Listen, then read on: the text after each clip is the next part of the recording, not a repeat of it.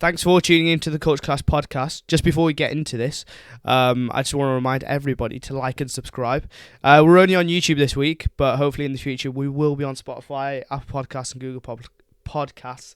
We're having issues uploading, but hopefully by the third episode onwards, we should be on Spotify and Apple Podcasts. But yeah, enjoy the podcast. Hello and welcome to the Culture Class podcast. You're tuning into a moment in history as the best Asian podcast in the UK has begun. Day one, I'm here with my co-host, Saqif and Hamza. Trust me, that's me.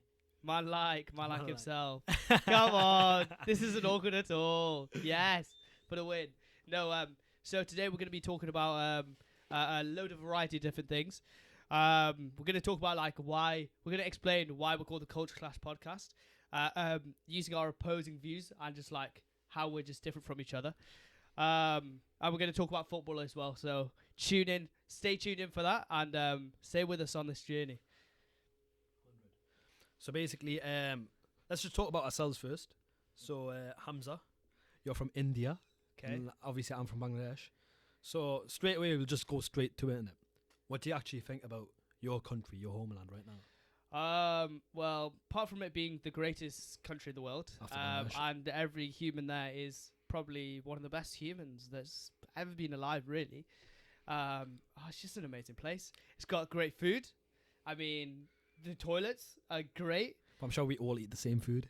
Yeah, but the Indian spice is different, man. How's that? Yeah, from distribution costs, when it goes from India to Bangladesh. You're talking about costs as if the spices have different India costs. to distribution, as it goes through the water, some spices go out. So to be honest, you are more cheap than us. Sorry? What? I didn't hear what he said because headphones. Can't hear what he's saying. Continue going. No, but my country's just great. It's just got all the rich tapestries. But obviously, there's a lot going on right now around that area, especially the whole world, really, but around India especially. Well, I mean, you can say that any time. You can. You can say that any time because India's fucking huge, mate. No, but there is a lot going on with Modi as well. Yep. You didn't want me to mention that guy. Was that? That was 1 minute 58 before that started. Before that topic came up. But tell me about him. What you thinking? To be honest, not sure that much about it. Yeah. But from years of my dad watching NDTV in the morning, I'd be coming downstairs for breakfast. He'd be watching NDTV, getting brainwashed by the fucking Hindi station. Yeah. All I know is Modi is a bad person. He's a bad boy. He just kills anyone he sees. And he's very anti-Islam, which is a bit long, especially for a Muslim. And a lot of Muslims have to flee the country, which isn't great, especially in a huge economy like India. That shouldn't be happening. Yeah. And the fact that the whole world just gets on with it is very weird, very odd. But it's not as big of an issue as in a lot of other countries like Burma and Bosnia back in the day. But it is becoming more and more troubling as the days goes on, because it's the new. It's been compared to Nazism, in the sense where they're if you're not Hindu, if you're not a certain caste, then then you're not good for this country. You're no good. Even though most people in India, genuinely 80% are from villages, right? So they basically bums. I think that's they're not bums, but they're not of a high esteem caliber, so they shouldn't really be they should be working together to build themselves up, but instead they're fighting over land, fighting over religion. In Pakistan, the India and Pakistan have such bad relations that in Pakistan, I think there's a Gurdwara or some Sikh temple, which is really holy, and these Indian Sikhs can't get over to Pakistan because relations between India and Pakistan are really bad, and that's mainly India's fault because they're really intolerant. That might be biased because I'm a Muslim, but it's really intolerant. And imagine if we couldn't go to the Kaaba, how much of a major thing that would be. But these Sikhs can't go there. They literally have to get binoculars from about 4 kilometers away just to look at it. It's crazy. I feel it's a bit ignorant for us to say it's not as serious as what Nazism was. I would say it's about as serious, because we need to think about what Modi's doing. And obviously we're not professionals at this, but what we can say is Modi's not only discriminating against Muslims, he's also doing it against Christians. Yeah, so to everyone. In South India, they've got a lot of Christians, most of them are Christians. They have a lot of churches there, and they literally can't live up in North India because the Hindus, if they see them wearing cross, they'll go for them. So it's not only Muslim. I think it's just it's a very. I wouldn't even like to say it's racism or anything like that. It's very like xenophobic. Yeah, literally, because they're like the land for only Hindus. But I feel like the reason why we're not taking it in like the extreme that Nazism was is because it's such a big country, so you just assume a lot happens. So that's why you're not taking it as serious. Same with China, I would say, because China's so big. I feel like people don't notice the actual extent of how bad they're doing. The thing with Germany was they marginalized a massive population. Yeah. But if you compare it to the Muslims that are being marginalized, or if the Christians had the opportunity to get marginalized, it'd probably equate to it. Like we can't only assume that it's only Muslims in this. Obviously, they're targeting Muslims, but trust me, from like first hand, I know it's Christians as well in that country. And I think that's the problem right now. I don't think it's the problem is like as such like the problem with Muslims that they've got. I feel like it's more it's kind of like an Asian problem that they've got altogether. Yeah. I feel like they're using religion as an excuse as well. 100%. More than anything for like just to get the ideas across. And like as Modi, I'm sure he was. I don't want to say something wrong, but he was like head of the army or something. Yeah, exactly. Like, I'm sure he was. He was head of some like. Yeah, exactly. So it's much once you're in that kind of state where you're deciding like, oh, okay, I'm in charge of the army, and through military force, I will take over this part. Or I'll try to eradicate. That's instilled into your brain. Like if he's from the army, and I feel like we've saw it over history. Like Gaddafi, like yes, he might have done good, and yes, he might have done bad, but like a lot of people don't like him because he was very military, like he was very military based, and it just never works like that. Yeah. Same with Winston Churchill. By the end of it, although he helped the UK so much, by the end of it, he wasn't too good for the UK. He couldn't do what was best for it to get like the money back up to help the economy. It's because military and politics shouldn't go hand in hand. That's what 100%. I feel. And I feel like that it's been like a common pattern over history. That's what I would say the problem with India is right now. I would say a lot of it is perspective, because a lot of people, especially in the UK, like what you say about Winston Churchill would be like, oh, he won us the war, he stopped Nazism, he stopped the spread of it, which like you can't speculate on it because it didn't happen, but like that would have been a big thing if they hadn't won the war. But like it's perspective, such a thing where it's like, if you only think that Winston Churchill was amazing because he won the war, he didn't. If you think about it, he didn't win it on his own. Like he did what he needed to help the UK do its best to like save itself, like back in the day. But like they didn't. Like it's literally all about perspective, really. Because I don't think Winston Churchill, like he did well, because the spread of Nazism probably would have gone all over the place. And to be fair, you can see it now, where like there's a lot of far right wing movements now that like have ideologies that go back to Nazi days. And imagine if that had spread further by the actual Nazis rather than just like people who agree with that ideology. Because if Germany won the war, they would have been all over the shop. Well, I wouldn't even say Winston Churchill. For me personally, I will say because we're Asian lads, we're young, and obviously I'm Bengali and you're Indian, you could say our reason for not liking Winston Churchill, although we understand why British culture love them, the reason why we don't like him is because of his thoughts on Indians. The thing is, I don't know much about Winston Churchill as much as you do, so I don't dislike him. Okay, so but I don't enlighten me. I'll enlighten you with one statement. I'll enlighten you with one statement. He thought we all breed like rabbits. He thought we were dirty. He caused the British Empire in general caused the Bengal famine, and he thought we should have kept that control as well. That was his viewpoint. Really? Yeah, that's his viewpoint on it. Some people would argue, although he fought against Nazism and that ideology, which was racism, he might have also had them thoughts, and it's easy. Perhaps the excuse he's got is because the excuse he's probably got is, in that era everyone was racist, so that was the norm. But you're like a head political exactly. figure. If you really want to make a difference, you've got the power to become revolutionary in that position. So those 100%. Are your true beliefs. But obviously at that time, people would have been like that, would have had that sort of same mindset. So maybe he used that for like voting or whatever. But like, I don't know. I didn't know about that, but that is a bit mad that he did say that about Indians and like Bengalis and stuff. Well, okay, so this is a statement. I'll put this to you, and you tell me what you think. Okay. Mm-hmm. In 1943, up to 4 million Bengalis starved to death when Churchill diverted food to British soldiers and countries such as Greece, while a deadly famine swept through Bengal. As in, he stole the food from Bangladesh and gave it to British soldiers. Yeah, so he diverted the food instead of. So obviously, was there enough? Well, I don't know. Was there enough for the British soldiers at that time? No. Well, we all know that we had to ration. Yeah. Like Britain had to ration during the war. A way of rationing, although us like the Indians and the Bengalis, they all helped during the war. He obviously valued the British soldiers more, and for that reason he starved up to 4 million Bengalis. And you need to just think about how many people are there around that region. That region's probably got up to over a billion people. Okay, well, I would say Winston Churchill has a responsibility at that time, the British Empire. His responsibility is Britain. Like, I can understand from his perspective that his responsibility is like Britain winning the war, British soldiers, that sort of stuff.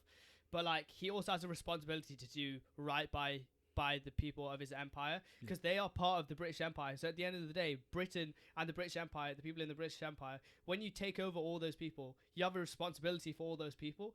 And obviously, the amount of food he must have diverted to make 4 million people, do you say die of starvation? Well, 4 million people did die. Yeah, 4 million people died of starvation. Like, the amount of food that he must have got away from Bangladesh is stupid. So he has a responsibility there. So yeah, obviously that's a horrible thing, and that would have wiped out like generations of family, and like who knows what would have happened. 4 million people. I don't want to say how many people died during the Holocaust, and it's obviously not comparable, but. Mate, at the end of the day, like 4 million, just because it's not as much as the Holocaust doesn't mean that it's still not wrong. Comparable. You know what I mean? But it's like at the end of the day, it is what it is. Like, I feel like that's my view, and I feel like since then, like putting it back to the Indian topic that we were talking about Modi, you can just understand. I think that's what fuels the hatred, kind of, because like. For Modi, so basically recently he's got Trump coming into the country, and what he's doing is building 6-foot walls through India to cover the slums, so Trump doesn't notice these slums, and he makes it seem like it's a better economic country and a bit more developed than it is. Obviously it's more the thought, it's more the principle than it is the actual action that's being thought into it, and I feel like it's the same. Like, it's like the same internalization inside these like political leaders' heads. Like, it's the same with like probably the leaders in Bangladesh, the leaders in Pakistan, and the leaders in India. That it's like as if they need to conform to these Western countries. Yeah. Like, they need to focus on making their countries actually good, actually focusing on removing these slums, as in getting people out of these slums rather than covering it up. Mm-hmm. And I feel like that's the biggest problem we've got. Like, not India, but just that whole region. Mate, when you come to, because I remember I went to India in like 2017, right. And when we came out of Mumbai airport, I was shocked, because when you come out of that airport and you drive out of was it Mumbai airport or Delhi airport? I'm not sure which one it was, but I came out of an airport, and for honestly about 4 or 5 minutes in the car driving, like, so we would be going like 30, 40, 50 miles an hour, right? Driving, you could just see like slums to the left and the right. Like, the amount of people that must live in these slums, and especially in like big built up states, because I think in Mumbai there's like 26 million people. I think like half of them live in slums. Right. Like, the fact that problem is an epidemic, and it will probably still be a problem in about 60, 70 years time. Well, but the fact that he's trying to hide it is like. Well, I wouldn't even say it's an epidemic. I'd say it's a pandemic. Like, there's more poor people in this country than there ever will be rich. Yeah. Like, even they'll be like poor as in really poor. Yeah. Like, poor as in, but I bet you there'll be about at least 3 billion people in this world that are probably still in like third world poverty. Yeah. Do you know what I mean? Like, I went to Bangladesh probably about the same time, I think the start of 2017. I walked in, and as soon as I left the airport, obviously, my granddad, he like got us into the car, but we were putting all the luggages in, and straight away there was like at least 4 people asking for money, and you'd give them money and they'd come back asking for more, and it'd come to the point where my granddad would be like, just move, like, as in it would probably you'd have to end up paying the police officers to make them move. Yeah. So just think about the ideology there. Instead of giving your money to the poor and making them move, the poor keep coming back, and then you pay the police officers to make them move. Yeah. Do you But know to be fair, the police officers are also poor as well. That's kind of why exactly. there's so much corruption. And that's what I'm saying. It's there's like just not wealth in that country. Like, they have a lot of countries, especially like Pakistan and stuff. They have a lot of natural resources, but like they don't have wealth. Well, you know what it is? I feel like it's just massive consequences from the time where like the British Empire were in here. 100%. No, like, a lot of people argue it. Like, even if you read up on like the British Empire back then, it's exactly like it's that. That's what it was. Like, it was them stealing resources, them using them resources for their own good, neglecting that side of the empire. It was the British Raj, wasn't it? Like, that's what they called it. They stole the Kohinoor diamond, if you know about that. Yeah, I know about that one. So is that like the like biggest diamond or something? Or no. So what? It's not the biggest diamond. Or like the most like. It's probably the most valuable diamond, but it's more valuable because of what is shown. So around the 17th century, the Kohinoor was basically a diamond which was used to show power, and basically back then, obviously, everyone traded through gold, and everyone knew what gold was, and like gold was the purest form of wealth. Yeah. When India was one of the few countries to have like diamond mines, so once they found the biggest diamond, they'd use this Kohinoor diamond. They'd put it on the thrones, like the leaders, and then there came a time where basically, obviously Afghanistan, Pakistan, Bangladesh, India, they were obviously all trying to they were all getting taken over by different leaders. Yeah. Some leaders would take this Kohinoor diamond, put it around their sleeves, and take it into war as if a show. It's a sign of power. Yeah. And then some would put it on the throne and things like that. So it was a very like, and they argue with whose diamond it actually is. So some argue if the Afghans' diamond, because like, well, our leaders took it from you. Some will argue, Pakistan will argue it's their diamond because it was apparently founded in Pakistan. But back then it was all India, so like, forget the point of that. What Britain done was they took this diamond during the British Empire and the British Raj of India. They took the diamond and they put it on a crown. Turns out they didn't like the diamond because they didn't think it was all that. So what they done is they halved it, they cleaned it up. I'm sure that was, I don't want to say, I think it was King George. I don't want to say it, but one of the kings, what he did was he polished the diamond and it halved, and it apparently it does look better, but still it's not theirs to half or theirs to clean up. It's something. So think about it this way: when Nazi Germany took everything away from the Jews, it was only right they give everything back once the Jews they didn't. Well, they did. They gave them the land of Israel, didn't they? They gave them Palestine. They gave them rights to that land. Oh, they right, moved them, yeah. They gave them what they wanted. Yeah. Reparations and that. Exactly. Yeah. Now, like, even now they've got they've got like they're living in so many different countries. I think Israel's so widely spread. Obviously, it's not going to be as big as Christianity or Islam, but it's still so widely spread even to this day, even though 5 million people died. Yeah. Almost. To be fair, the concept of like empires are like, it's mad in itself how they just like come in, take over. Because at the end of the day, an empire from history is just, you go to a country, you usually where you're strong enough to take them over, you rule them, give them a new culture, take over their culture, get rid of it, take their stuff, like basically take from the poor and give to the rich, essentially what it is. So like in China, the British Empire went to China, they gave all the Chinese people opium, and then there was like loads of opium crackheads just all over the place, and like they took all their wealth, gave them opium, like made them addicted to drugs, like all drug addicts, and then left. Like the whole concept of an empire is actually mental. Well, to think about, like, imagine if that happened now. Well, like, it does happen when now. Russia I don't try to take over Ukraine. I don't know if they did take them over in the end, but like even that was like a huge thing that they tried to take over Ukraine. Like, I feel like it happens now. Like I don't understand. Like the same concepts. It might not be empires as such, but it still happens. Yeah. Like you can see certain countries get westernized from the bottom up.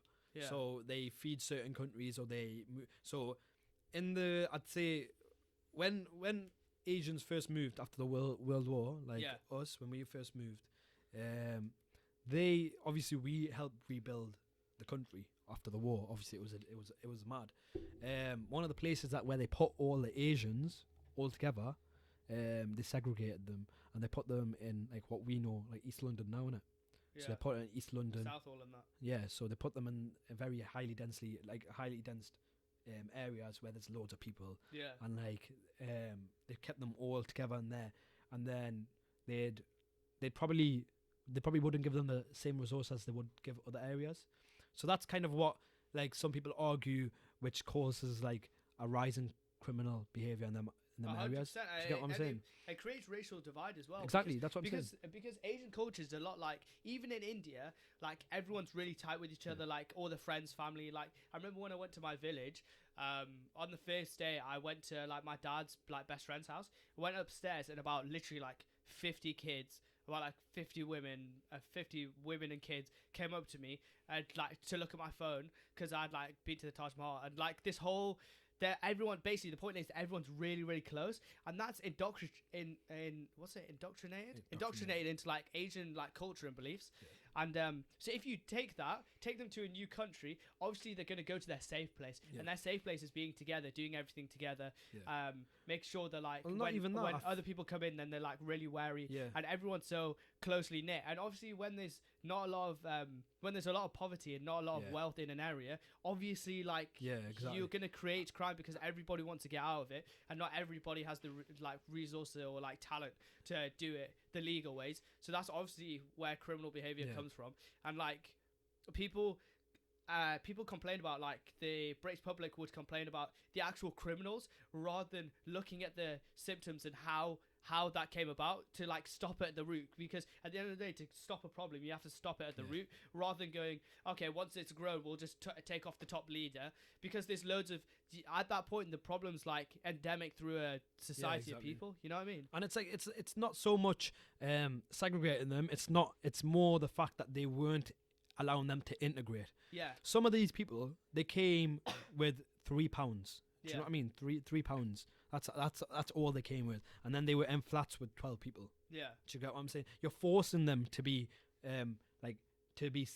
segregated. Yeah. You're not letting them integrate. Yeah. And through that, they obviously, because there was more, then the crime started building in them areas. Obviously, the people didn't have the chance to like gain their own mindset of what was wrong. Do you get what I'm saying? Because they literally just went into survive mentality. Exactly. They didn't go into like evolve. They literally went to survive mentality. Exactly. There's a massive difference between evolve and survive. Yeah. And I feel like that was one of the problems. But like taking it back, like we said, you know how the Jews didn't get back the Jews got back their things. Alhamdulillah, that's really good, because like even now, a different point of like Palestine and Israel, obviously what's going on is really bad, and we support like the Free Palestine thing, not only as Muslims but just ethically. Like what Israel are doing is really bad, and it's not very well documented. Like it's not in the news all the time, when really and truly it's forced in the news. It's really and truly should be in the news, because if it was in like a more westernized country, it would be a huge thing. But because it's been going on for so long, not even that. If it was Israel, it's not. I don't even think it's about westernized. If it was Israel, if the tables were turned, it would be completely different. It's what the people. I remember there was a story where it was like where they went into Palestine and they were like killing all these civilians, because that's just like what they do. That's just part of them. And then the Palestinian fought back, and the whole thing was, this Israeli soldiers being killed by a Palestinian civilian. And I was like, oh my god, that's really bad. I looked into it and I was like, what? So this Israeli soldier died because this Palestinian civilian was protecting his family. Yeah. But the thing that was documented was the Israeli soldier died rather than the Palestinian civilian was looking after his family. Like the way things is documented is crazy, and how the 100%. news manipulates you. But we'll go back. We'll focus on that point. But we need to think right now. That's a topic in itself. That's a topic in itself. But I do want to go we'll back come back to that in another episode. Not even another episode. We'll come back to that in a minute. Yeah, they're like But a big bit. Answer this, right? So whilst Israelis got their places and their what they deserve back after what happened to them after their genocide, what's happening to like the Indian, Bangladeshi and like Pakistani, like the people there in India, Bangladesh and Pakistan after the British went there, like literally probably caused a mass genocide. Yeah. And then stole the diamond as well of Kohinoor. Like surely they deserve that back. And although the argument isn't there anymore, because I feel like the worth of a diamond isn't as much as it was. It's more the principle. I feel like now the problems it's created are still there, but like it's not that much of like a pressing issue now, especially now because India and the UK are so integrated. Exactly, and it's not because it's not the problem that we want to cause. It's more the concern of you're forgetting the history. Yeah. And instead of like you're forgetting the history there, and instead of like helping to solve the history, because it's still there. What you're doing is you're forming a relationship but neglecting your own kind. Yeah. That's what I feel like the problem is with like the leaders like Modi. Like they're completely forgetting that like their part in helping their own country. Yeah. Which I'm sure somewhere in his head would be his but main in his focus. Mind, his country is like, India for the Hindus. Yeah. Well, that's literally what it is. But you need to think. That's genuinely what it is. India's Hinduism's a new religion, right? It's a new religion compared to what? No, but it's still a traditional religion in India, and I'm sure he's obviously intellectually enough to appreciate like the values of his country and what like all the different cultures bring and how it makes India such an amazing country. But in his mind, obviously he's just like Hinduism's just the way forward, and because he's got the power to control that, he's just abusing that power. And it's still because India's majority Hinduism. I think in the recent election, was it the BJP or the BNP? BJP. Yeah, they got re-elected by like a landslide again because the whole country's Hindu.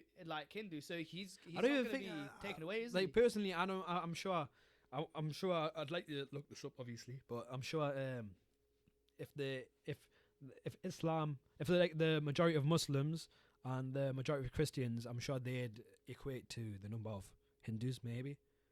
Well, in India, no. I think Definitely not. I think it's 600 or 700 mil Hindus, like 200. So because there were 960 million people. I feel like it's like 60% Hinduism. Yeah. Which is like a large majority. Even like 40% would be a majority. You know what it is? You can't ever say India's historically Hindu, like it's traditional Hindu country. No, it's not. I wouldn't say it is because back what then. Would you say it is then? Because India back then, what was it? It was Pakistan and Bangladesh, right? And what would you? And in the 17th century, the ruler was when they got took over. The ruler was Muslim. So the population of India, like the whole population in general, it was a Muslim population. Afghanistan then took over India as well. Yeah. Their whole population was also Muslim. So it's traditionally been that area has been traditionally Muslim. Although it's more like yes, Hinduism formed, might have became more like prominent there, but it was at the start, I would say, a more Muslim majority country. It's more because okay, maybe all the Hindus have moved to this middle part of India. Yeah. That's why it makes it into a Hindu country. But you could say the same about Bangladesh. Like Bangladesh, you'd think, what? It's a Muslim country, right? Yeah. They've got a number of Hindus there as well. If Hindus overtook the number of Muslims there, you'd still say Bangladesh is a Muslim country. That's what you know it as. Yeah. Do you get what I'm saying? So what I'm trying to say is, at the end of the day, I don't think it's to do with religion at all. I think it's just the ideology, and it's like they're trying to use that religion as more of like a scapegoat, kind of. Because religion is something that like transcends culture. Yeah. Like genuinely. Yeah, it does. Because religion all over the world, you could like Christianity is known, Islam is known, like Judaism's known, Hinduism's known. Like religion is like it's like the cornerstone of like life, like of culture and life. And it's created because like at the end of the day, people want something to believe in, people want something to aspire to in their lives, and religion is such a thing that like once you can manipulate religion, you can tap into like a whole different group of people, a whole group of set of society. Once you manipulate it, like you've shown that you've shown that in India now, you've shown that back in the day, like all over the place, like when using Christianity and stuff, and even like ISIS and stuff, like they manipulated Islam, manipulated vulnerable people to show them a way of the way they think Islam is actually going. So religion is just a thing where you can, as long as you manipulate it, manipulating the religion and having vulnerable people, put that together, you can literally create and destroy a society. 100%. Yeah. Because that's one of the reasons why, even me and my friend were talking about a couple of days ago, there's a reason why I'd say societies such as those in India, I'm not saying all the societies, because there's loads of societies in India, societies in Bangladesh, even though there's loads of, like, Bangladesh is one of the most heavily populated. I think it is the heavily populated. It's very densely populated. Exactly. Shout out Salet. Exactly. Big up Salet, like you know. Salet, you know. Big up Salet, you know. That's Salet. So, like, it's one of the... but they've got loads of societies. But one of the reasons, like, what you said about religion and the mix of culture, it's like a mad mix. Yeah. And it's a bad mix. It's a bad mix. As in, religion's a beautiful thing. No, but like, it can be a bad mix. But it can be. You integrate politics and then things. It's just a way to capture the imagination. It is. It genuinely is. As long as you are clever enough to be like, we can use religion to capture the imagination. Then like, because it's like at home. You're forced to follow. You're forced to follow. Like, exactly. If someone put a Muslim ideology to you and then someone put a Hindu ideology into someone else, you're 100% going to just follow the Muslim ideology no matter how bad it is. That's because of the... Like my like at home, if my dad says something and like it's Islamic, I can't question it because I'm like... Exactly. It's Islam. So like... and if you do that on a huge scale, then like you can manipulate people because you'll be like... Because people who aren't knowledgeable enough about their religion and are just like Muslim, like for me, I'm not that knowledgeable about my religion. I'm not gonna quote that I am, and I probably should go out my way to learn more about it. But like, I could easily be manipulated. Like I'm clever enough not to, but religion only, I could easily be manipulated. 100%. You could just say, oh, Sahih al-Bukhari, or like Muslim. Give me some random hadith name, and then create a random hadith, and I'd probably like, if it was my dad, I'd probably believe it just because everything he says, I believe. Yeah. But like. People believe what random people say, and you could just take that concept and do it with random people, and like you could just manipulate 100%. Them so easily. So easy to manipulate, and I feel like that's one of the reasons why societies there aren't as developed as here. Because think about the society here, right? Everyone might claim they're Christian. They might claim they're Christian. Yeah. Like a lot of people are. They're not. No. Really, no, but okay, they might not be, but they definitely. I can say this with my chest. They definitely don't put the law as if it's a Christian law.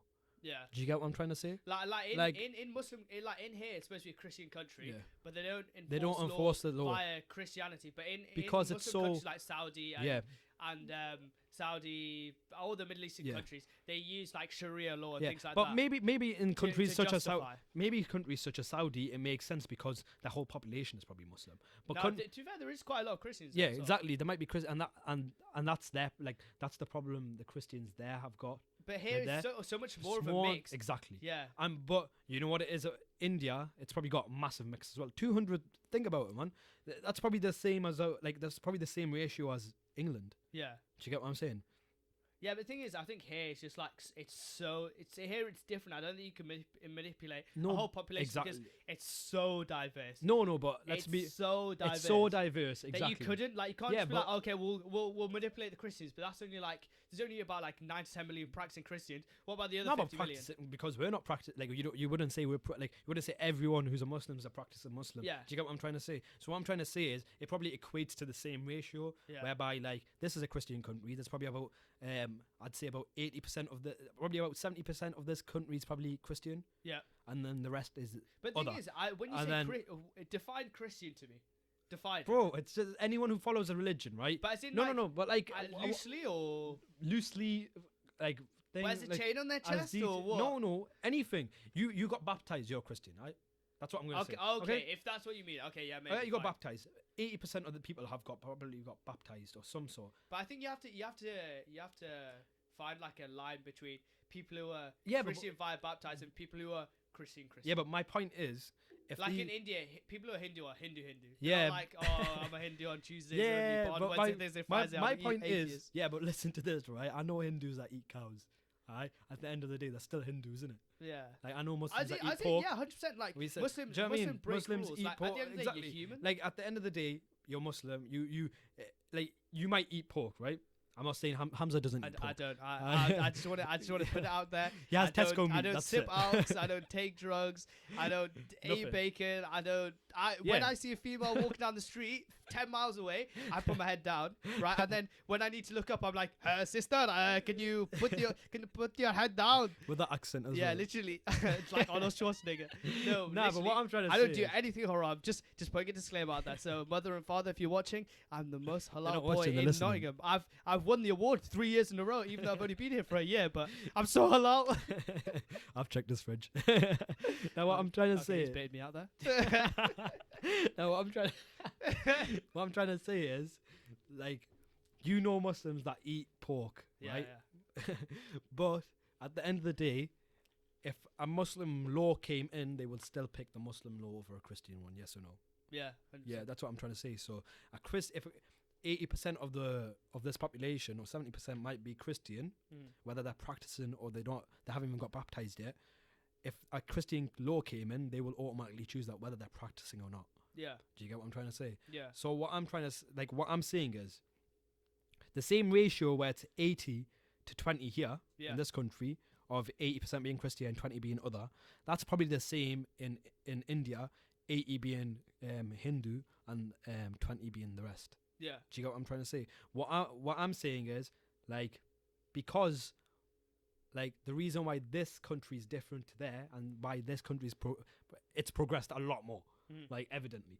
The reason why it has is because they haven't incorporated that, like, that Christian, they haven't forced that Christian law upon everyone. Do you get what I'm trying to say? Whereas over there, they're trying to enforce a Hindu regime across everyone, or if a Muslim took over, they'd try to enforce a Muslim rule over everyone. And there's a difference between enforcing and, like, perhaps like demonstrating even. Do you know what I mean? Like, taking inspiration from Muslim beliefs.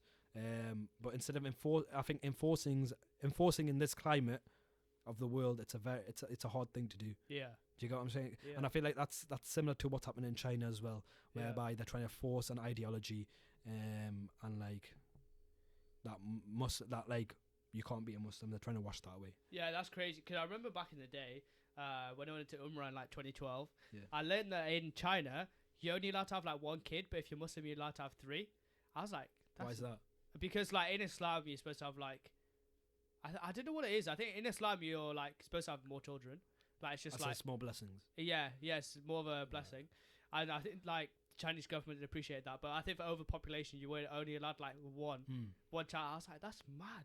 How they can like, how a government, especially in a country that big, I found it crazy because I was like, how the hell are you ruling over like 1.2 billion to not have more than 2 kids? Well, have you more than one kid? Like, I don't. What do you do if the twin comes out? Do you just go, okay, which one do we shoot in the head then? No, but literally, man. You know what's mad about countries like that? They're literally like, they're controlling populations. What do you call it? Like population control. Like where they're literally killing people on sight if they've got coronavirus. And then you can it's see Corona time. well, you can see the excuse could be, look, you're overpopulated. It's an overpopulated country. You've got coronavirus. It will spread about. We'll shoot you to death. Do you get what I'm saying? Do you see? Have you seen the map of the coronavirus? I don't want to look at it, man. Nah, bro. I'll show I'm sure there's been over 200 cases now in the UK. And I'm in not the UK. I don't know. Maybe I'm lying. In Italy apparently it's like mad, like 2,000 cases. Italy's and the highest. Of, like, Italian sports is just like being cut up essentially. Well, that's what it is in. Well, let's talk about coronavirus right now. It's Corona time. A lot of people are saying it's kind of a distraction. What do you think about that? There you are. There's a photo. the red dot shows like how big how much. Jesus. The bigger the red dot, the more corona time is happening. And I swear, not one black person's died from coronavirus yet. What? Nah, swear down. What you say? That's like a correlation. No, that's what I'm trying to say. The more melanin you have in your skin, I feel the like more that's you bro, I've not heard of one Asian that's died about it. No, but what I'm trying to say is... The more vitamin D you consume, the less likely you are to have coronavirus, confirmed by Dr. Saqif Rahman here today on the Coach Class podcast. No, that's crazy, isn't it? Like, it's not crazy because it's like, oh, it's Africa and this and that. It's just crazy because... No, to like, be fair, there's bear Kale in Africa. Not in Africa, in Italy. Yeah, exactly. What I'm trying to say, it hasn't even touched Africa yet. They barely touched it. Yeah, but it's as a continent. It cracked open Italy. Yeah, 100%. That's crazy. When I saw that, I was like, what the hell? Yeah, but Italy's, I'm sure it's got like one of the highest, like... Italy, take a big L. Take a big L. Hold it. hold this L. We shouldn't say that. But okay, tell me what you think. It's a do you think it's a distraction? What? Coronavirus from distraction from what? Well, everyone's saying this is a distraction from actual serious things that are going on in the world. Like there's a distraction from like what's happening in UK right now with like come on, like Brexit was mad like 2 days ago. I feel like people are deep. No, people might be deep in it, but that's I read this thing. But I feel like the news is deep in it as well because like I don't think it's that. I think it's the fact that there's not answers, and when like when people don't have answers, people start speculating, creating rumors. I was watching this I think it was like a Vice 9-minute video on Twitter. Right. And basically, it was these doctors debunking theories about coronavirus, and like people made a rumor that they thought the coronavirus came from bat soup, and I was like, what? And also, they were saying, is wearing a mask will that stop you from getting coronavirus? That'll literally just shelter you giving other people the coronavirus, but people don't even wear it properly. Like there's it's a flex now, for man. people who wear it in hospitals, they have like it's like some breathable mask. But like after a certain time you can't breathe. If you just start choking out, bugging out in the hospital. But like apparently people don't even wear the mask properly. So like the masks aren't even preventable. They just like keep it within you. But like well, certain things I've only really, even hand sanitizer. Like people are starting to use hand sanitizer like as if you never used to use it before. Like all this. I don't use hand sanitizer. Oh well, you're still dirty. You believe me, Hamza's still wash your hands, you dirty pig. Hamza's still not going to use a hand sanitizer. What I'm trying to say is people are trying to like. I went in Boots the other day, right? And I was like, oh, have you got a mask? Because basically, when my auntie's going, she's going to Bangladesh for holiday, and I was like, oh, just take a mask in case. And like, obviously, she's not going to use it for a flex. She's genuinely going to use it. Do you know what I'm trying to say? She's just going to get like people are watching one and then put bathing ape on it. People are watching like D Block Europe like videos and things like that. I'm thinking, yo, let me just get a mask because I look sick, right? So like, what I'm trying to say is, like, it's as if they're thinking like, oh, it's gonna make the biggest difference in their life. But I went in the Blue Boots the other day. Someone bought 72 masks. Like as soon as they got into stock, they took all the masks. 72. Really? Yeah. Bro, I literally the other week, I was ill. They're reselling it, bro. What? They're reselling masks. Bro, do you know how much like it's a new Supreme drop on this? It says Supreme. 11 a.m. People are camping outside Boots, you know. You mad, my guy. No, because literally when I was ill like 2 weeks ago, and literally I think it was just like I was bugging out, and literally my flatmate was like, oh, I was explaining to her like what was wrong with me. She goes, oh, I think you might have coronavirus. I was like, big man, you're an architect, why would you know if I have coronavirus? And she's like, oh yeah, you might do. And I was like, what are you basing this on? Like people are getting so scared of it because they don't know. It's the fear of the unknown. But like at the end of the day, like don't stress yourself about it. Do all the things that you can to prevent yourself. So we promote hand sanitizing, even though I don't do it, but hand sanitizing, keeping clean, like washing. Just clean, when keep you clean, wash your hands, man. wash it in between your fingers. So it's basically like I think the way they're promoting it, they're like Public Health England or something. The way they're promoting it is like wash your hands for as long as you're doing happy birthday twice. But it's literally like do wazoo. Like people take the piss out of people take the mick out of us cleaning ourselves 5 days. But like literally they're saying, okay, stop getting coronavirus by doing wazoo. We're all Muslims now. People take the mick out of us for cleaning ourselves like three times a day. Like as in well, wuzu is if you're a proper Muslim like me, #flex, then you do it 5 times a day, 6 times just for luck. 6 times because he faults a lot. So what's it called? People take the mick out of it, but essentially it's the ideology of like being clean in it. Yeah. And it's like a lot of people have literally like it's like why is the illness like like making you notice like to do this. It's like it's just. To be fair, yeah, stupid. obviously you should be clean, but like this is like a kick up the backside for people. Because I remember when like swine flu came and everyone was like the same. Everyone was literally the same. Like back in the day, they were like, "Oh, wash your hands. I'm not touching anything because someone might have coronavirus. Someone might give me swine flu." No, I'm like, mate, you can only do things to prevent it. Yeah. You're not gonna stop it because like there's not like a cure. Like people are researching and trying to look for a cure, but there's not a cure. All you can do is do the things that you can in your own power to prevent getting the symptoms, and then inshallah, like you just gotta like have faith in Allah to be like, yeah, I hope I don't get it because it looks like it's deadly, and if you get it, you just gotta have faith really, because there's nothing really you can do apart from like keeping clean really. Well, a lot of people are saying that it's not as serious as it seems, like especially in this country where people are going a bit mad over it. I know this might be proper down and it might be proper serious to talk about, but people are saying the threat of like male suicide is higher than you dying from coronavirus. Like someone in your family. Yeah, because I remember I saw a stat where it was like Ebola's like 10,000 people died from the cold. Do you know people died from the cold? Yeah, Bro, I had no idea. I remember I was watching Peep Show, and Gerard. If you're a true Peep Show fan, you know who Gerard is, the guy with the fucking mucus in his nose with not a real disability. Yeah, shout out Gerard, you're a prick, mate. And Mark Corrigan beat you to Dobby. Why are you shouting people prick out for? It's unnecessary. I'm shouting out a fictional character on a TV show, but go. Like he died from the cold. I was like, oh, this is just a troll. Googled it, and like people die from the cold. Yeah. So whenever now I got the cold, I'm gonna be like, nah, but for serious, I'm gonna die today. More people die from like I swear more people die from, like cancer is probably more of a thing, but you don't see. You really? No, but what I'm saying is, really comparing cancer to coronavirus? But I'm not comparing it. But what I'm trying to say is, you should know, like, Saqif's a neek. Just everybody out there, Saqif's a neek. I'm a neek. I didn't say that. He's an idiot. How's that? Explain yourself.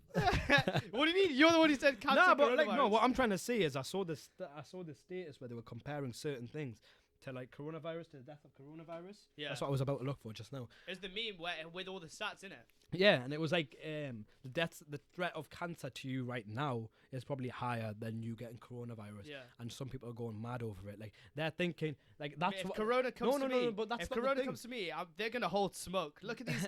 They're gonna catch these hands. I'm gonna bang one to the jaw, one to the Hamza's fingers. One to the Hamza's temple. fingers. But then it'll come up like Tyson Fury and still get me. Shit. But I think the point of that post was to explain that people are going mad over coronavirus, and the media's making it seem like it's something so crazy, and it's like such an epidemic, and it might be, like it genuinely might be, but not in this country right now. I don't think it is as serious as it is, but they're trying to make it into something so much that they're obviously trying to distract us from something else, and it's known with the like that's what the media do though, and like, whether you deny it or you think I feel like the media are blowing out of proportion. Yeah, 100%. But you can't really speculate if they're hiding something. No, not hiding something, but like, unless you got evidence to back it up. No, but they're definitely there's enough going on in this country right now, enough problems going on in this country right now to say that they're distracting you from it. Like the other day. Okay, let's make a conspiracy. Okay, no, not even a conspiracy, right? I'm gonna say this now, right? There's this lad. Let me find his name. He just died. He got murdered in London outside a underground station. Shock, knife crime. Knife crime, but he was 16 years old. London managers. No, but it's not about London. You need to relax with these blades and that. Thinking it's like the life's a game of samurai swords. Pussy. You're gonna get I'm killed, never going to London, by the way. He lives in Nottingham, by the way. Why being me up for? Why being up my address, NG4? What? Who said that? But his name's Shanur Ahmed. Yeah. Right. Young lad. I think he was in his first year at sixth form, so about 16, 17. He goes sixth form. Yeah. So he's not into that life. Like we can already assume he's not about that. He got killed on last Tuesday, and there was no coverage at all on him. Man, there was no coverage at all, and literally what was reported, what they know so far is he went to see his friend, who also goes sixth form with him, because his friend got jumped a couple of days before that. He went to see him in hospital, came out of hospital, went to an underground, and apparently there were about 30 guys. This is what they're speculating, but that's the problem, right? All I can know is off what I've read, right? Off what I've saw. But the problem is they didn't even tell me enough. They haven't even gave us the full story. All they said is we're devastated to know this news, and like what I know is the family's not happy with it. Yeah. About how the news has been how the news has covered it, like do you know what I mean, how they've done that. What happened was he apparently there were 30 like about old men. Yeah. The kid's 16, 17, remember. There were old men who had bats in their hands and things like that, and apparently they left him for dead. Yeah. Next to a railway. Yeah. And then they found his body. I think someone mistaken it for rubbish. They found his body in the bushes. Big man. Yeah, swear down. So, and then the worst part is the family are still unhappy because of how the police have dealt with the situation. Apparently, they didn't even bring back his belongings to give to his family yet. And it's been, 3 days? Mad, man. That's what I'm saying. Like, right now, what I'm saying is, did you hear about that news? Didn't know that at all. Bro, exactly. And what I'm saying, like, not one I'm sure only one person's died of coronavirus, right, in the UK. Fair enough, they've got the coverage that they need. Has that one person who's died of that knife crime, which was unprovoked, and we can say that, where's his coverage? Yeah, I feel like the thing is, right, people, because I remember I was watching Madeleine McCann documentary, and there was a part of it where it was like, there's a certain amount of time that people care about something, and then after a while they get sick of hearing about it. So obviously what happened with the knife crime is like really, really bad. But I feel like that might just be that concept of like people hearing about something for so long that afterwards they don't really give a shit. It was like the way that they turned on the McCann parents, because they'd heard it for so long. They were like, we don't care anymore. Like, it's not supposed to be news. But do you not think it's news? But entertainment. That's why people are talking about coronavirus so much now. I feel like obviously what happened to that? What happened to that guy? It's like horrible. No. But I don't even think it's horrible. But like I feel like people just. I think it's a different news though. Don't want to hear it, and because he's Asian as well. Like, at the end of the day, people don't want to hear it, right? And obviously, and I feel like the papers have to do what they have to do to sell. But like, no, they don't. The thing is, they do. BBC aren't a selling company. We don't buy the BBC. We watch the BBC. Yeah. Right. BBC is free for us. Yeah. Okay. We need to remember that BBC is a government. It's a nationally run business. Or we don't pay for it. We pay through our TV license. At the end of the day, they're not covering the news that we need. Do you know what I mean? Yeah, and what we need to know. And whether it's, at the end of the day, they're not entertainment. Like, news isn't news for entertainment. The news is for the news. This isn't to do with knife crime, right? Because it's a murder, essentially. It's a homicide case. It's a murder, right? Yeah. I don't even want to do this, right? But put a 50-year-old man who, unprovokingly got battered by 30-year-old men. Yeah. It's completely different news, man. Yeah, it's a completely different news. And what I'm trying to say is, I feel like this coronavirus, this massive epidemic where it's like, everyone's going mad over it. It's literally it's getting more coverage than it's a massive distraction to what's actually needed. The family haven't even found out what's happened. Yeah. Do you get what I'm trying to say? Yeah. Why shouldn't the family find out? Like, why haven't? Imagine they put it on the news and they properly done a full coverage on it. The amount of people that could help, and they haven't even done that. Do you know what I'm trying to say? They haven't done anything in local news or nothing. Oh, they put a newspaper article saying, I'm sure it was literally 500 words. Yeah. 500 words is nothing. They put 500 words saying that the family are devastated. Like, I could search it right now. No, that's mad, to be fair. Because even my mum, she sent me stuff for coronavirus to stop from getting it. Do you know, Asian parents and families, they send through random crap on WhatsApp. She sent that through to me. And even when I was when I was in London for a month in the summer, she didn't send me nothing about knife crime, because I don't think she even knew about it. Because there's not that much coverage on it. And to be fair, there should be way more coverage on it, 100%. But there's just not. But okay, what time are we on? Because then we'll talk about I think a knife crime. What do you mean? I think knife crime is I feel like knife crime. Right now, I feel like. Do you know Nottingham is the it's the highest gun crime. highest rate of knife crime? I think 2 months ago, a student in Market Square, he got he was I think it was stabbed to death. Yeah. 10, 15 times. Asian guy, same age as me, and it's bro. But the thing is, that wasn't news. That wasn't on the news. That was on local news.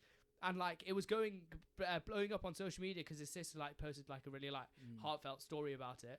But like it wasn't in the news. Like nobody knew about it. Like when I went home, nobody knew about it. But like students knew about it because it was a student thing. But like nobody knew about it. It's because it happens so often, right? That instead of us valuing it, which we do. Yeah. If a knife crime came up and we knew the guy, we would value it. Yeah. Right? Yeah, that's the thing. Like if people know about the person, then like or they can empathize with him in like because he was a student. You're a student, you can empathize. Yeah, do you know whether you know him or not? But I feel like it's the media just assume that we don't want to like. Do you know what I mean? We don't want to know. Like as if I was an Asian in like South London, I would want to know. I would want to know. 100%. I would want to know. This guy's from East, and they're not. If they're not doing it, they're not doing their like. They're not doing their job essentially. They're not, and it's like and I feel like thankfully we live up north in it. Like that's where we're from. We're from Newcastle. Don't bait the location. No, we won't. You just said it. Newcastle's harmless. Yeah. In context to probably, I swear it's probably like one of the safest places. Honestly, in the like UK. it's crazy. Like I'll give you an example. When I go to Newcastle games, I haven't been for like ages, but when I went to Newcastle games, the abuse that they would give fans, I'm not saying there's no racism, but in Newcastle, the abuse they would give players were literally just like, oh, like you shit, oh, you've got a touch of Adam Johnson, like literally that. But when I went to a Chelsea game, I remember last year it was Chelsea v Tottenham. Lucas Moura hit the ball over the bar, and I was in the Matthew Harding lower, and I was sat with like a black guy like a couple seats down from me, and there was like a row of like 10 guys, and they all like shouting like, oh, you black this and that, you like proper going in like racially abusing, and like nobody bats an eyelid. I feel like the North, like Newcastle and London, and maybe like the rest of the country, it's just we're so different. That's mad. Because like in London, you would have thought, oh, they're so diverse, but the people who come to the football games are like, oh, they're probably just like, oh, you gauged us down at Essex. Like they're just those sort of guys. But like when I went there and I reported it, nothing happened. I followed it up, nothing happened. And even now I think about it, I'm like, how crazy it is. Like in Newcastle, I feel so safe all of the time. Apart from if I go to like Biker. If you go to Biker or Wolves End or like don't put respect on their names, man. Or Wall Bottle or like put respect on their names. Do you know like those ends near the sea? Yeah. Mug seated. If you go near there during night and you get stabbed, that's on you, yeah. But like apart from that, like I feel so safe. Even here in Nottingham in student areas, I feel calm. But in London, like I remember I was there for a month and like when I went to work, came back, and then I went to my room, literally a shittest room in an Airbnb, £20 a night. Shout out Faith. Literally, I was there, and as soon as I got there, I think the first day I got there like 7. I went to the co-op, and there was like a huge Rottweiler just running about, and I was like, please don't come for me, please don't come for me, please don't come for me. And literally, I was like, you know what, I'm not gonna go out past 9 o'clock, because like that was when it went dark. And during the night, first night, there was a car alarm outside the house, and it went off like every 5 minutes.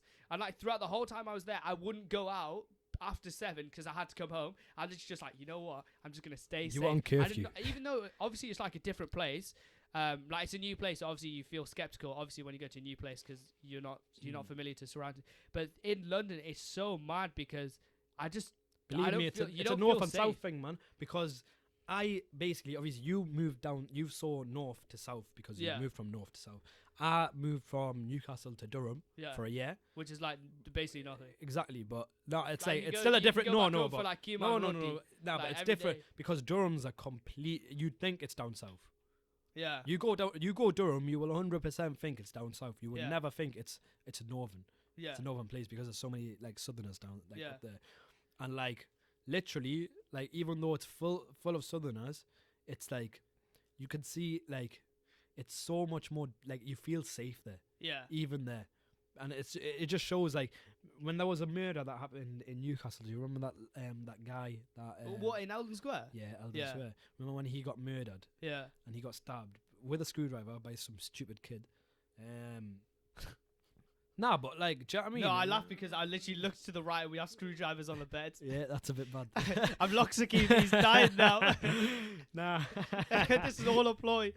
Nah, but what happened was like, the coverage that got was, like, it was a plausible, Yeah. They found it straight away. They found the kid straight away.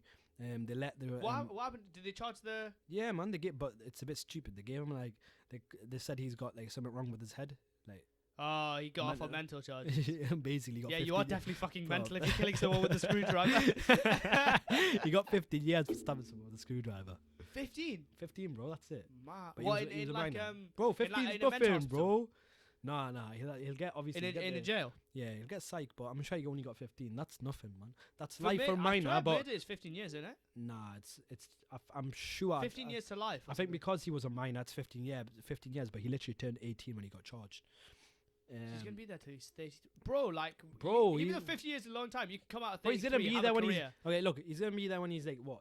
Who cares, right? When he's out. But like, think about it. A guy stabbed someone with a screwdriver, Yeah.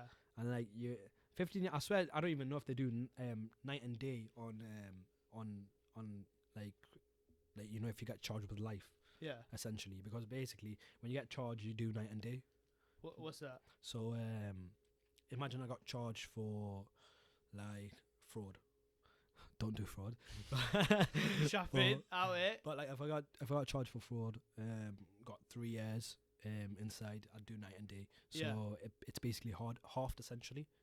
So I'd be there for like 1.5, and then it can even get lessened if I'm on good behavior. Yeah. And go down to like a year. Well, is this kid on probation as well? Nah, bro. How can he be? He's fully charged, isn't it? Mad. Do you know what I mean? He's fully in jail. There's no chance he comes out earlier. I don't know the law now if it's night and day on like life sentences, Yeah. and I don't even know if you got a life sentence on like him being an adult, because I'm sure that's 25 years. Yeah. But I'm sure he's in for 15. By the way, guys, we're gonna do a podcast soon, all about crime, talking about different unsolved mysteries, crime documentaries, Yeah. just like discussing that sort of stuff. So if that's the sort of content you like, then make sure you follow this podcast on Spotify and what's it? Subscribe on YouTube. That one, This is yeah. the first time I'm doing This it. guy. So like, the words are This coming guy, out still. subscribe, yeah. But like, yeah, like, share, all of that.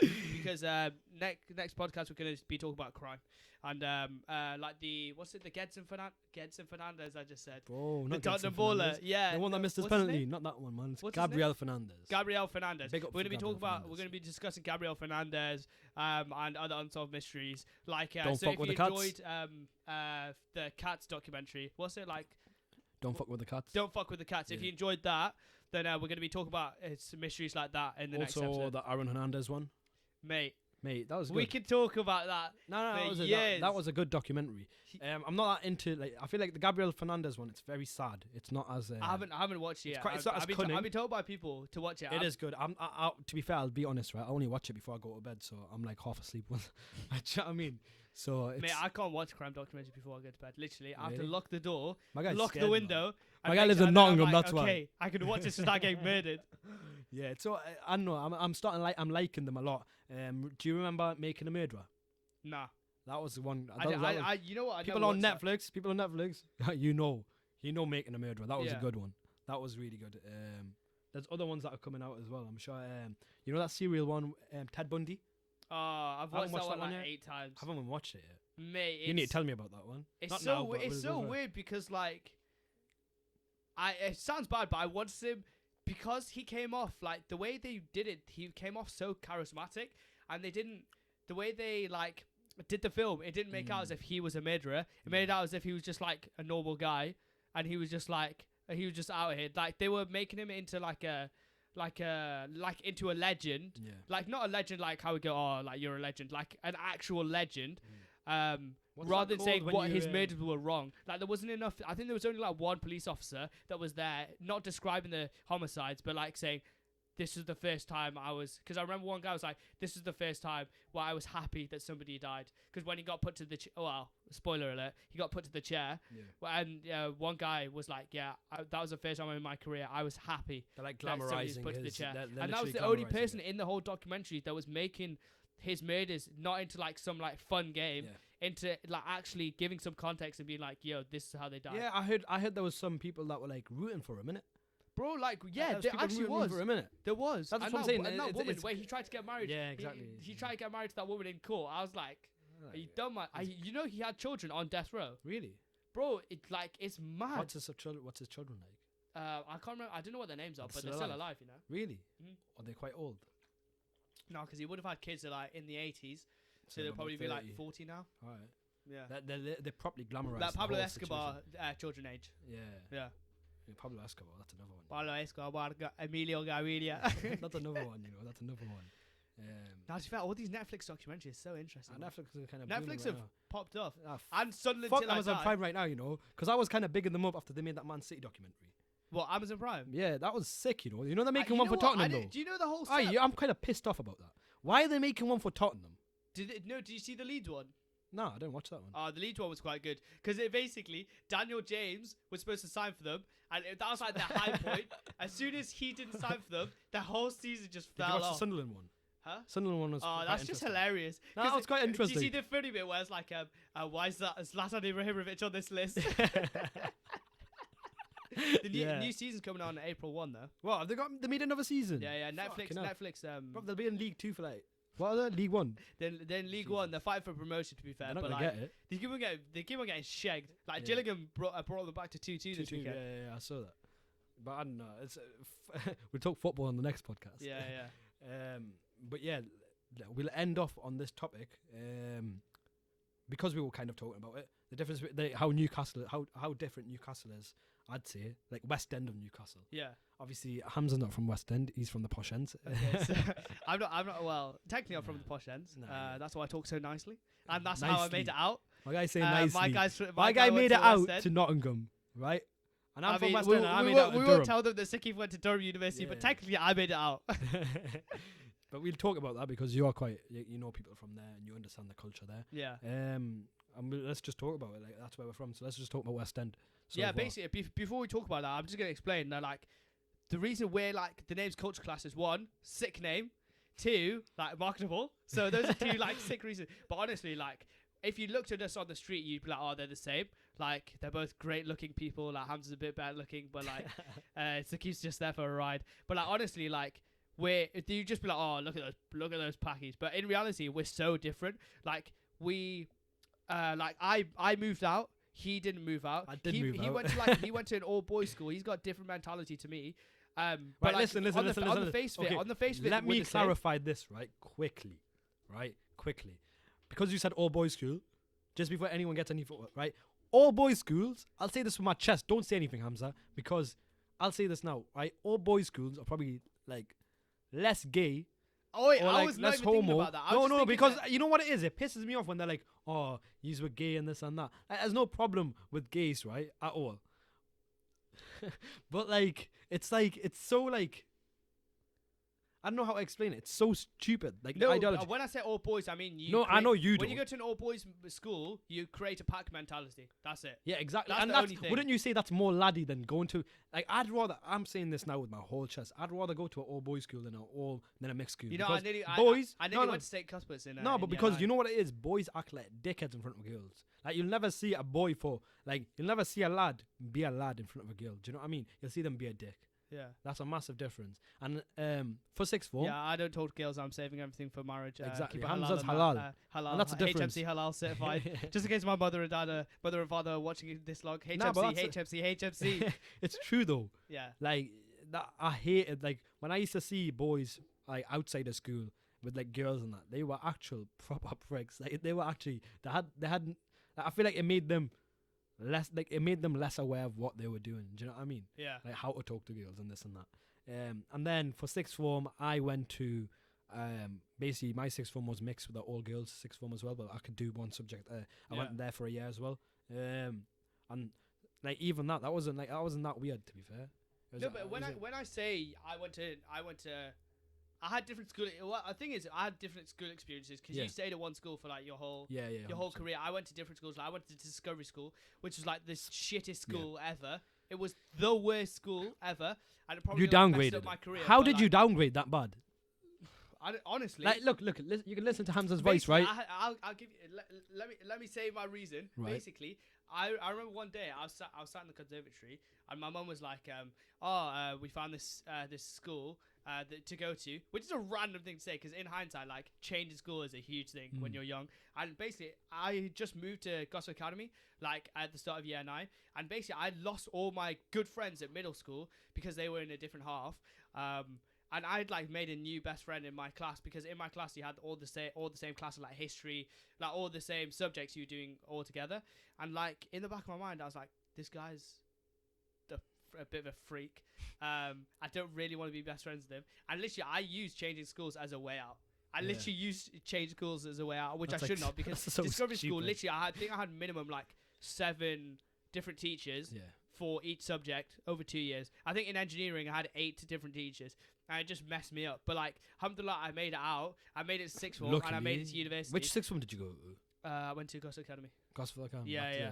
And like, even that, it's just like, we basically, on the face of it, we look the same, but we've had so many different experiences that it's like, completely it's crazy. Like, because at the end of the day, Saqif cleans up with girls. I don't. I don't. He's got a girlfriend. I don't. Like, we're completely different.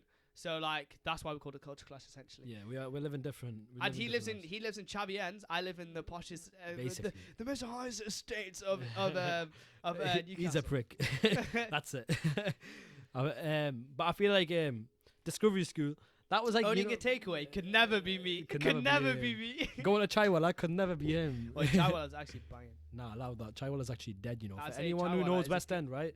Chaiwala's actually like no. It's so overrated, bro. Karak chai versus pink chai. Caramel chai, bro. That's what I go. Caramel chai. Yeah, I'm not. Caramel. Caramel chai, bro. Oh, is that a thing? Yeah.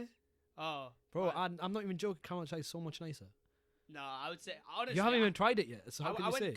I think Karak chai with I don't cinnamon like pink chai. is the best. I don't like cinnamon. I'm not a big fan of cinnamon, like strong cinnamon. It's nice and sweet. No, but you get cinnamon and caramel, but I'm saying like I'm not a big fan of just cinnamon. That's what pink chai is, isn't it? No. Pink chai is like I don't know what they put in pink It's very chai. cinnamony. Yeah, they just put best. It's mad how Indians are so mad they put seasoning in literally a drink. You know how mad that is? That's If actually you mad. deep it, that's mad. Like I put salt and pepper and hari mirch and chicken tikka I masala. don't know what he's I was talking just about. like, you know how mad that is? I don't even know what he's talking That's about. crazy. Basically, they all like spices. Nah, If you're but- true Asian, yeah, then you understand this. Nah, He's but not. in West Road, I'll explain this, right? West West Road. Road is mad, right? I'd say like I've just went to Nottingham. This is my first time in Nottingham, by the way. But like I've not even saw like there's a Pepe's and a Nando's on the same road. And I'm thinking that's mad. But West Road, it's literally one culture. Bro, literally, West Road is the spot. Is the Like, spot, man. You want to is find it the spot? you want to find someone there. You Thing want is, to find like, cousins. I would say food-wise, West Road is Banging. Bro, I'd say top. like. I think give me elite places there. Elite. Pepe's. No. What I'm trying to say. Okay, I'll give you Pepe's as like a. Lasani, bro. Lasani Grill. If you ever go to Newcastle, try Lasani Grill. Banging. Then the Pizza and Co there, it bangs my different. dad, No, listen. I think you and my dad would get on. Yeah, well, 100%. You I guys feel like you just should- eat at the same place. Nah, but you know what it is? That Pizza and Co is so much different than any Pizza and Co. It's a franchise, isn't it? Pizza Are and you Co. talking about the one near Powerhouse? Bro, loud that Pizza and Co. That's a dead one. That's Oh. what I'm trying to. That's the only one I've ever seen. Exactly. So that's what I'm trying to say. Pizza and Co is actually dead, but that one bangs different. They do like tandoori on top of like a mix. Yeah. Like snack boxes, and then they've got like 5 shisha bars around West Road as well. What else do they have? They got Kilimanjaros, which is a new one. I don't think you've been since Kilimanjaro. It's basically, I'm sure, Manjaros were made. So if you don't know Manjaros is basically it's like that chicken place. That bougie chicken place. Aye. Trying to be bougie. okay. chicken place. Listen. Hamza, just shut up. Right? You don't even. How do you not know what Manjaros is? No, I do know where Manjaros. Okay, what's Manjaros? Manjaros that place near O2 Academy. I don't care where it is. Tell me what it is. Okay, it's like a chicken restaurant. It's It's like not, peri bro. peri chicken restaurant. What's it known for? Peri peri chicken? No, bro. Yes, it is. It's got that parmesan. chicken. They're the ones that No, make I know what it is parmos. because I know. Bro, parmesan Mo is a Square, northern thing. My boy Mo Love 99. Yeah, he went there alone. I went there with him. I know what Manjaros is. Don't try chat to me about. I went there for my birthday. You pussy. How about that? How about It's that? getting so passionate. How about that? Alright, let me say this, right? Parmesan is a northern thing, right? You know here. They I've don't been have- trying to find a barbecue parmo in Knots. Bro, yeah? you can't get it's a the hardest parmo. thing ever. Parmo Only is a chunky northern chicken. thing, you idiot. Only chunky chicken do it. Parmo is a northern thing. Yeah, no, I've fucking learned that the hard No, way. but that's what I'm saying. So what I'm just saying, Parmesan, Manjaros was made in Middlesbrough. It's a northern thing. They basically put like chicken, chips, and then okay, cheese so on top. exactly and what then I've val- explained. Okay, listen. Carry on. Yeah, but you said peri peri chicken, so yeah, you're no, a they dickhead. do. Yeah, I know they do. Do they? Don't they? Fucking hell, kill 'em. Like, Lasagna Grill do peri peri chicken. Pepe's do No, peri but peri that's what they're chicken. known It's for. not no, but that's not what Mangiaro's is known for. The Parmesan, because they're the ones that do it. They're the ones who made it. To be fair, I didn't even rate that. Toro's Steakhouse. Parmesan Okay, way better. relax. Alright. But no, that's There's a just my Toro's personal up here, opinion. you know. Huh? There's a Toro's up here. Yeah, I know. That's mad. There's one in Leicester. I went to the one in Leicester. One in Leicester's quite nice. The one down, the one up north's quite nice as No, well. actually, to be fair, West Road. There's a West Road in Leicester. Is it? It's like a West Road equivalent. Yeah, It's yeah, I've called saw London it. Road. Yeah, but It's so long, Is it? bro. It's so long. It's like 5 times how many the shisha length. bars are there though? Huh? How many shisha bars are there around there though? I don't know. I don't smoke. But like they have like all desserts places, like food places. Like it's actually banging. Yeah. There's like a couple of spots there. Boo Burgers. That's quite nice as well, Yeah. actually. But like in Leicester, they have that West Road. But honestly, going back to West Road, if you had to give me elite places, like if you had to be really if you had to be really Oh, like, you don't go if you had to West really Road. You stipulate don't go. it, See, give me you know elite what it places. is. Hamza's used to such high quality food, and he's such a middle class. Like he goes to eat for. He goes to like When you Miller say and high quality he food, goes for you Miller mean and my Carter grandma's for salad, food. bro. My grandma's food slaps. Bro, he goes Miller and Carter for salad. I Fucking hell, said this guy. Miller and Carter. So he goes Miller and Carter What's for that? salad, Is that yeah. a TV show? Ah, shut up, man. This guy. So he Drake and goes. Josh. Whereas you go West Road for proper food, like you want like heavy, disgusting food. You go West Road, right? That's what it's known for, bro. You really sold it. I don't even care, man. You don't need to. I don't need to sell it. Just go there, okay? But North in general, I think they've got like probably the nicest food places. Literally, they've got Spice Hut. They've just made that in Sunderland. They've also got this place called Dr. Q's in Sunderland. That's pretty nice, you know. They basically got black burgers. It's not that vegan thing.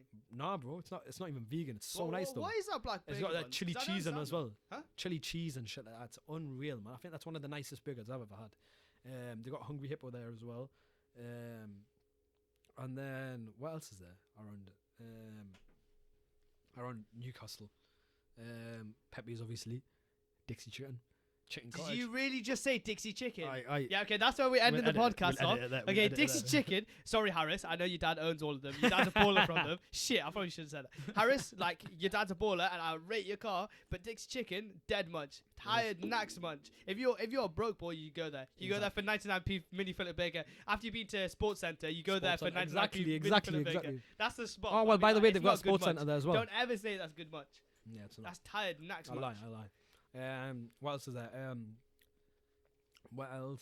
There's also this South Indian place. So they cater to this like Oh, dosa place. that Yeah. dosa. Have you tried it? No, Have you went to the one- About the one down the hill near?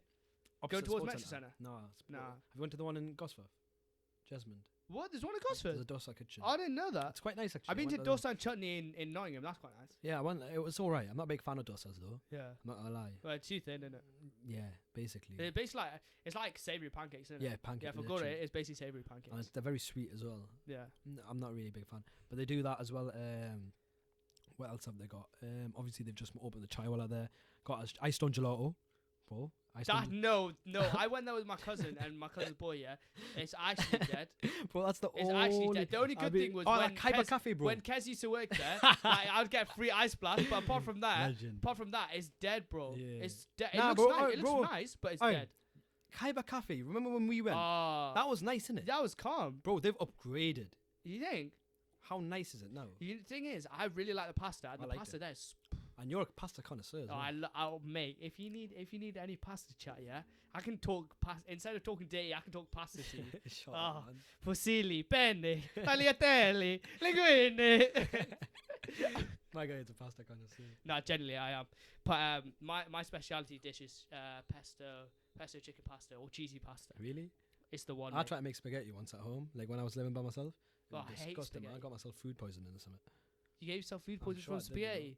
Sainsbury's food, innit? So you can never chat to me, okay? Calm. Nah, I've but noticed. by the way, that down. Saqif can never chat to me about much. but by the way, I'm a say that. I'm a qualified chef now, so. I said qualified chef. I and am. You gave yourself food poisoning Bro, from. this was when I Who was qualified you? Yourself? no Marks and Spencers actually. But Marks and Spencer. Bro, I got my level 2 in food. I don't even give a fuck. What are you gonna get next? Level 3 hairdressing. What do you mean level Nothing 3? can stop me. I'm all the way up. Nah, trust me, I'm actually a decent chef now. I know how to make steak and shit. Right. Okay. Okay. Should we talk about football then? Yeah. Right. Okay. Okay. So when we edit it, we'll just get rid of that. Yeah.